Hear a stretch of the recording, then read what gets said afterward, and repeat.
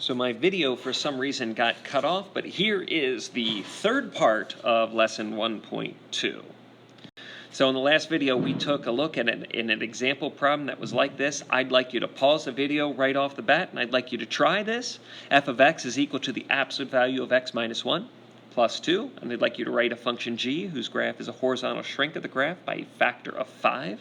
And then write a function h whose graph is a vertical stretch by a factor of 0.25. So go ahead, pause the video right now. I'm going to go over the answers here momentarily, but I want you to try them out first. Okay, so let's do function g of x first. So g of x is equal to, let's hear, this is a horizontal shrink by a factor of 5. So that factor of 5, again, when we're talking horizontal shrink, we need to remember that my factor is going to be, this is the a value is going to equal not 5, but the reciprocal of 5, so 1/5. And again, that's because this is a horizontal shrink or stretch. So therefore, we're going to then use the rule g of x is equal to f of a times x. So we know what our a value is. So we're going to fill that into my equation. So it'll be f of, and it's not a, we know what a value is. A is 1/5. So f of 1/5 x. And then we're going to go into function f, and every time we see an x, we're going to replace it with 1/5 x. So let's hear, that's the absolute value of 1/5 x minus 1 plus 2. Okay, hey, that's it. That's the answer. This is an acceptable answer that you can end up with. We're actually not going to do anything else with that, but leave it like that. But let's take a look at the graph. So what you can see is we've taken the graph of f of x, that's the green line, and we've taken and we've anchored it here on the y-axis, and we've stretched the graph horizontally by pulling it away from the y-axis, and we now have our new graph, which is here, the blue graph. That's g of x. Okay, cool deal. Let's take a look at the second part of that problem. So we were supposed to write a function h of x, which is a vertical stretch by a factor of 0.25. So again, if we look at this h of x and we write the rule for a vertical stretch, it's a times f of x. So we write the rule, and then we're going to just plug in values. So now remember, vertical stretch is easy. That just identifies a right there as 0.25. So I can rewrite h of x equals, replace the a with 0.25 times f of x. Okay, what's f of x equal to? Well, let's see, 0.25, and f of x is the absolute value of x minus 1 plus 2. That's f of x.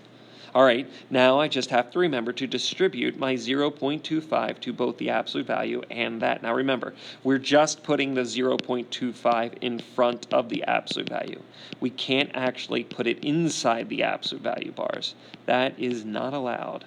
And let's see, and then just the hard math is 0.25 times 2, which is 0.5 when I have my calculator. That's a final answer. Let's look at this graph. So here we're looking at the same f of x, which is the green function. And if you look, what we've done is we have pulled this graph. We have pulled this graph and stretched it vertically. So what does that mean? Well, okay, so what has actually happened is I've actually taken this graph and kind of pulled the two ends and pushed it towards the x-axis. There is no x-intercept for me to anchor to, so everything just kind of gets smooshed down a little bit. So this is what this particular graph looks like. Again, this is h of x is the blue line.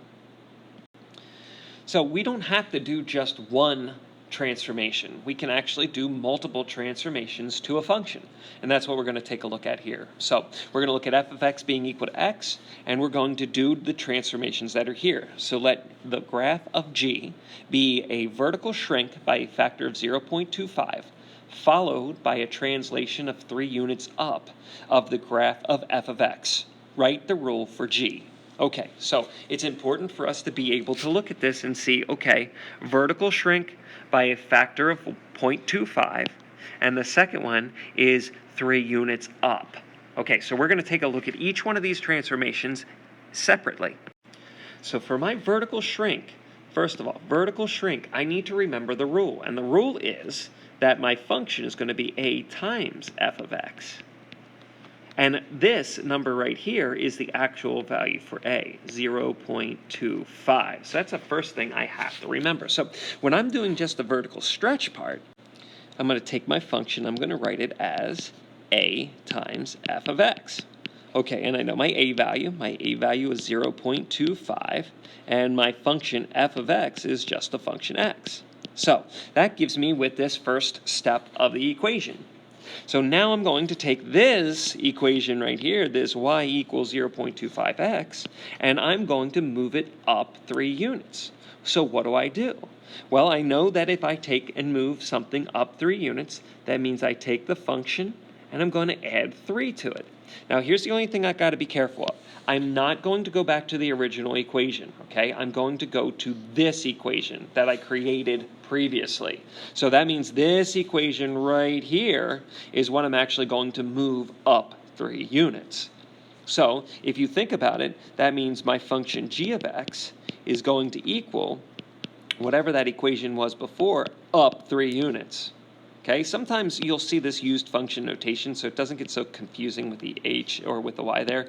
So we might use like this in-between function, call it like h of x plus 3, but I don't want you to get too hung up on that. It's really just taking this equation right here and adding 3 to it. Okay, so I can have my final answer of g of x equals 0.25x plus 3. That's going to give me my final answer.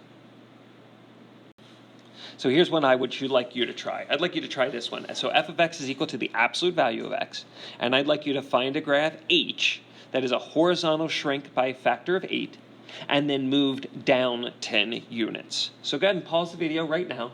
Try this problem, see how you do. Okay, so there are 2 transformations here. So we have a horizontal shrink by a factor of 8. I want you to remember what that means. That horizontal shrink means I'm taking f of a times x, right? And the value for a in this particular problem, remember, it's the reciprocal. So a is equal to 1/8 because it's a horizontal shrink. And then the other transformation, down 10 units. Okay, so we're moving it down 10 units. So we're going to do the horizontal shrink, and then we're going to move it down 10 units. And remember what that is. That means take f of x, and we're going to subtract a. And in this particular problem, a is equal to 10. Okay, so first step.